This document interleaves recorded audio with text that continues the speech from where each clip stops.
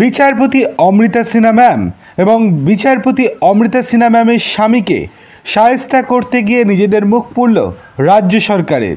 ফের একবার বড় ধাক্কা খেল রাজ্য সরকার। বহুদিন ধরেই অমৃতা সিনহা ম্যামকে শায়েস্তা করতে চাইছে রাজ্য সরকার। বিভিন্ন মামলায় রাজ্য সরকারের বিরুদ্ধে কড়া নির্দেশ দিয়েছিলেন অমৃতা সিনহা ম্যাম এবং বর্তমানেও দিচ্ছেন। সেই জন্য তাকে আটকাতে মরিয়া রাজ্য সরকার।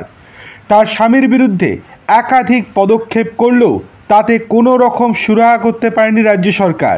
বিভিন্ন সময় তাকে জিজ্ঞাসাবাদ থেকে শুরু করে হেনস্থা বিভিন্ন বিষয় নিয়ে তার বিরুদ্ধে বিভিন্ন রকম পদক্ষেপ নিয়েছে রাজ্য সরকার, কিন্তু তাতেও টলানো যায়নি বিচারপতি অমৃতা সিনহা ম্যামকে।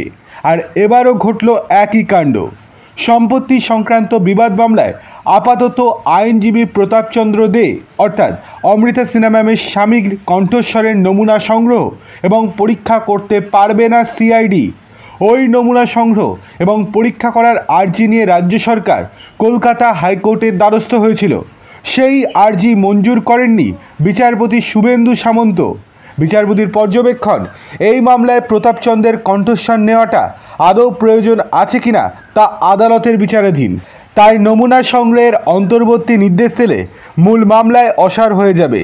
কোর্টের নির্দেশ, রাজ্যের আর্জির পরিপ্রেক্ষিতে বিবাদী পক্ষ 8 সপ্তাহের মধ্যে হলফনামা জমা দেবে। তার 2 সপ্তাহের মধ্যে পাল্টা হলফনামা জমা দেবে রাজ্য। সব পক্ষের বক্তব্য শুনে তখন কোর্ট সিদ্ধান্ত নেবে। 20 জুন এই মামলার পরবর্তী শুনানি। আদালতের খবর, সল্টলেকের একটি সম্পত্তি সংক্রান্ত পারিবারিক বিবাদ আছে। তার এক পক্ষ তদন্তে অখুশি হয়ে সটান পুলিশের বিরুদ্ধে শীর্ষ কোর্টে অভিযোগ করে। আইনজীবী প্রতাপচন্দ্র তদন্তকারীদের প্রভাবিত করছেন। প্রতাপচন্দ্রের স্ত্রী কলকাতা হাইকোর্টের বিচারপতি অমৃতা সিনহা সেই পরিচয় কাজে লাগিয়ে প্রভাব খাটাচ্ছেন বলে অভিযোগ তোলে রাজ্য সরকার। রাজ্য সিআইডিকে তদন্ত করতে দেয় এবং সিআইডি প্রতাপচন্দ্রকে সাক্ষী হিসেবে তলব করে 2 দিনে প্রায় 12 ঘন্টা জিজ্ঞাসাবাদ করে। জিজ্ঞাসাবাদ মানে নামেই জিজ্ঞাসাবাদ, বসিয়ে রাখা হয়েছিল।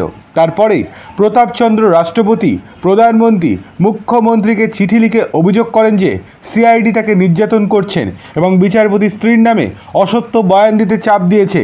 আদালতের খবর, নিম্ন আদালত প্রথমে প্রতাপচন্দ্রের বক্তব্য না শুনেই কণ্ঠস্বরের নমুনা সংগ্রহের নির্দেশ দিয়েছিল। কেন দেবে না? কারণ ওগুলো তো রাজ্য সরকারেরই চালায়। কোর্টে প্রতাপচন্দ্রের আইনজীবী জানান তার অনুমতি ছাড়া ওই নির্দেশ দেওয়া যায় না। সেই যুক্তি মেনে নিম্ন আদালত জানায় নমুনা নেওয়া যাবে না। রাজ্য তার বিরুদ্ধেই হাইকোর্টে আসে। এই মামলায় মূল বিবাদী পক্ষ উৎপল মজুমদারের আইনজীবী কল্লোল মণ্ডল জানান প্রতাপ মামলায় অভিযুক্ত নন, সাক্ষী। তার কণ্ঠস্বরের নমুনা সংগ্রহ করা মৌলিক অধিকারের পরিপন্থী। তাছাড়া এই মামলায় সুপ্রিম কোর্ট জানতে চেয়েছে যে পরিবারের মধ্যে আপোষ মীমাংসা সম্ভব কিনা। সেক্ষেত্রে রাজ্য সরকার তৎপর হয়ে সাক্ষীর কণ্ঠস্বরের নমুনা সংগ্রহ করতে চাইছে কেন, সেটাও বড় প্রশ্ন নয়।